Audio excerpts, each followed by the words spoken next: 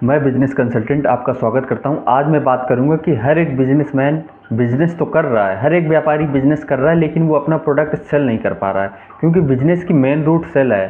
भाई साहब, जब तक आप अपने प्रोडक्ट को सेल नहीं कर पाएंगे तब तक आपका बिजनेस नहीं ग्रो होगा, आपका रेवेन्यू नहीं जनरेट होगा, आपका बिजनेस जेकर तक नहीं जाएगा जहाँ तक आपको ले जाना है। तो देखिए, बिजनेस में सबसे मेन प्रॉब्लम आ रही है, सेल नहीं कर पा रहे हैं, टेक्निक नहीं पता है सेल करने की। आपने फाइनेंशियल से मजबूत थे, आपने दुकान पे पूरा सामान रख लिया, लेकिन इसको आपको बेचने का ट्रिक नहीं पता है कि कस्टमर को कैसे सेल करें।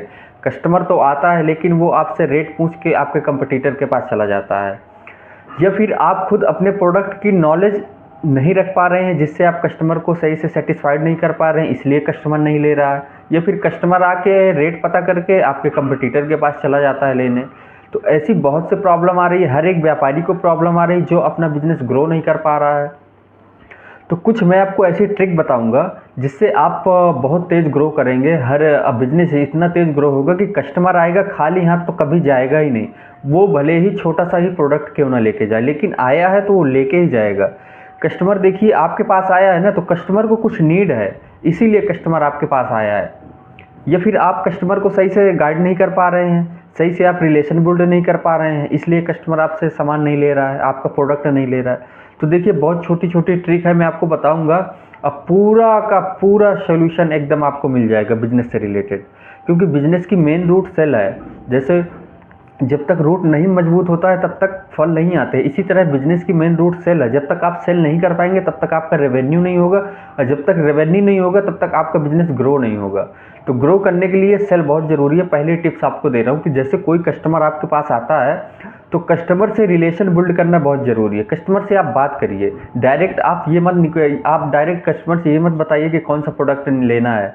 नो, आपको पूछना है कि सर कैसे हैं, क्या हाल चाल है, आज का मौसम तो बहुत बढ़िया है। मतलब आप अपनी लैंग्वेज में, कस्टमर की लैंग्वेज में जब आप बात करते हैं ना, तो कस्टमर को एक बिलीव हो जाता है कि यार ये अपना आदमी है, लूटेगा नहीं। ऐसा होता है बिजनेस में, बहुत ज़्यादा होता है। तो कस्टमर बिहार का है तो आप उससे बिहारी लैंग्वेज में बात करिए, कस्टमर गुजरात का है तो आप गुजराती लैंग्वेज में बात करेंगे, तो एक कनेक्शन बिल्ड हो जाता है। अरे कोई कह रहा हम जेबीयर से पढ़े हैं, तो आप वो बोलिए हम भी जेबीयर ही से पढ़े हैं, अरे ये तो अपना आदमी निकला। ऐसा होता है, कस्टमर से कस्टमर की लैंग्वेज में बात करेंगे तो बहुत अच्छा कस्टमर को फीलिंग होता है, एक रिलेशन बिल्ड हो जाता है। कस्टमर के मन में ये होगा कि ये मुझे कभी लूटेगा नहीं।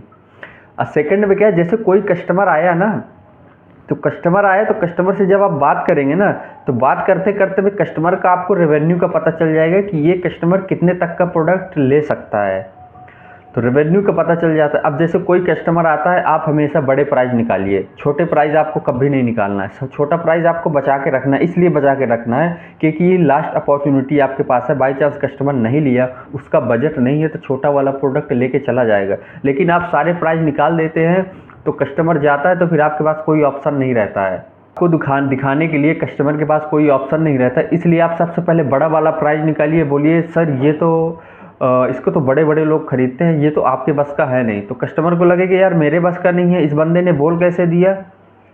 होता है कि नहीं। अभी मैं आपको बोल दूं कि सर ये आपके बस का नहीं है, इसको तो बड़े बड़े लोग खरीदते हैं, तो आपके मन में एक भ्रम पैदा हो जाएगा कि यार इस व्यक्ति ने मुझे बोल कैसे दिया कि मैं इसको ले नहीं सकता हूँ। भले ही आप मेरे से बोले या ना बोले, लेकिन आपके दिमाग में ये चलेगा। प्रोडक्ट नहीं लेंगे तभी भी आपके दिमाग में चलेगा, रात में सोएंगे भी ना तो कहे मन में यही चलेगा कि यार इस बंदे ने मुझे बोल कैसे दिया कि मैं इस प्रोडक्ट को नहीं ले सकता हूँ। तो पहला तो ऑप्शन देखिए आपको निकल आया कि ये बड़ा वाला ही प्राइस ले लेगा, क्योंकि आपने ऐसा बोल दिया ना, तो कस्टमर बड़ा वाला ही प्राइस ले लेगा। बट वो नहीं लेता है, उसके पास बजट नहीं है, तो आप उससे छोटा वाला प्राइस निकालिए कि ये सर बहुत मार्केट में इसकी वैल्यू चल रही है, कस्टमर कितनी ज़्यादा डिमांड है कि सर कंपनी से इस समय प्रोडक्ट का आना थोड़ा बंद हो गया है, बहुत ज़्यादा डिमांड चल रहा है। तो कस्टमर को लगेगा यार कंपनी से आना बंद हो गया, तो आप बोलिए जी कंपनी से आना एकदम बंद हो गया है, बहुत कुछ लिमिट में बचा हुआ था, जो कुछ तो कस्टमर बुक करवा लिए हैं। आप अपने हिसाब से हैंडल करिएगा। तो ऐसे ठीक, तो कस्टमर को लगेगा यार कंपनी से आना बंद हो गया, जी कंपनी से आना सर बंद हो गया है। तो जब सेकंड वाला आपने जब ऐसा प्राइस करके बोला तो कस्टमर फर्स्ट चांस 99% हो जाता है कि वो पहला ही वाला प्राइज़ ले लेगा जो आप बोल दिए कि सर ये आपके बस का नहीं है, इसको तो बड़े बड़े लोग लेते हैं। वो नहीं लेता तो छोटा वाला प्राइज़ ले लेगा, बट उसको भी नहीं लेता है, बजट से वो कमज़ोर है, तब चलते चलते में कस्टमर को आपसे सबसे छोटा वाला प्राइज़ निकाल दीजिए। तो देखिए, प्रोडक्ट आप बेचेंगे तो आप अपने प्रोडक्ट की वैल्यू को क्रिएट करते रहना है, क्योंकि भाई साहब जब तक आप अपने प्रोडक्ट की वैल्यू को नहीं क्रिएट करेंगे कस्टमर नहीं लेगा।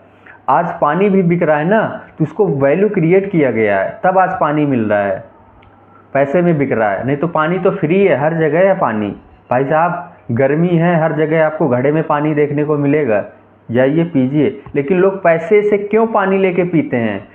पानी को वैल्यू क्रिएट किया गया है इसीलिए कस्टमर प्यार से लेता है, अब पीता है, पैसे इन्वेस्टमेंट करता है। कस्टमर को आपको अपनी कस्टमर की नीड को समझना है। जिस दिन कस्टमर की नीड को समझ लिए, धंधा एकदम जेकर जाएगा। तो वैल्यू क्रिएट करना बहुत ज़रूरी है, कस्टमर से आपसे रिलेशन बिल्ड करना बहुत ज़रूरी है। कस्टमर से जब आप बात करते हैं, रिलेशन बिल्ड करते हैं, तो कस्टमर को ट्रस्ट हो जाता है कि यार ये अपना आदमी है, कभी गलत नहीं करेगा। ये हो गया। तो ऐसी ट्रिक आप अपनाइएगा। ऐसी वीडियो देखने के लिए आपको हृदय की गहराई से बहुत बहुत धन्यवाद।